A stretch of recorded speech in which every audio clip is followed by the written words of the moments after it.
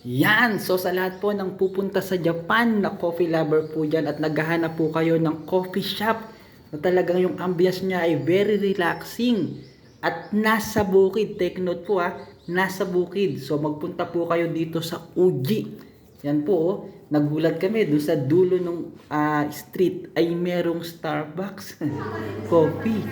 So maliit lang po siya pero very relaxing po dahil siya po ay nasa area po ng bukid at malapit din po sa ilog. Kalain mo yun, may Starbucks sa bukid.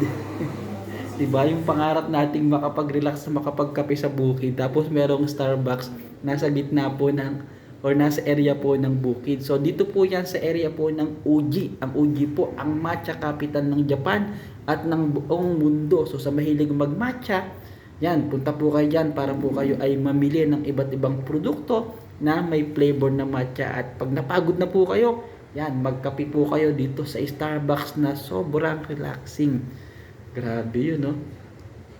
Tingnan mo naman, no? Grabe, di ba? Bundok. Tapos may ilog dun sa tabi. Tapos bukid.